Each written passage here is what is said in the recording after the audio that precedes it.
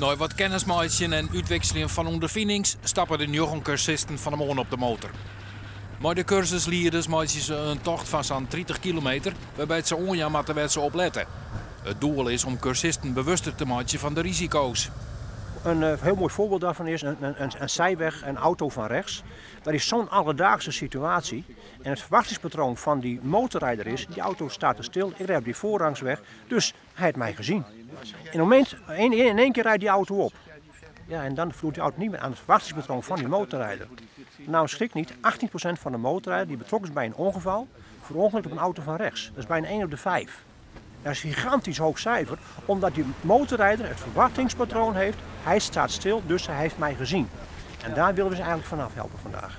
Die je toch mooi om van verkeerde automatismen aan te rijden die erin sloep binnen de oor om zekerder te rijden. Ik heb wel inmiddels wel een paar dingen meemaken en ik wil daar wel wat meer bewust van worden. Van hoe dat misschien proberen kan te voorkomen. Dingen te analyseren. Ja, Is het wat meemaken, wat bedoel je? Nou, ik ga een keer een noodstap maken, ik ga een uitwikking maken.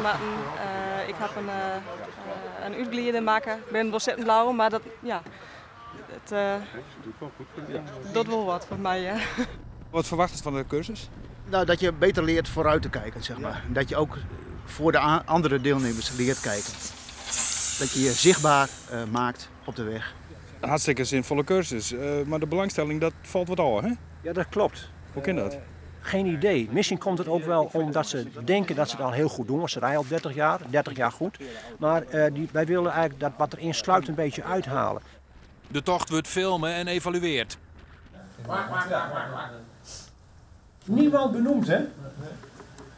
De cursus wordt het in je dag en kost het toch provinciale subsidie maar €50.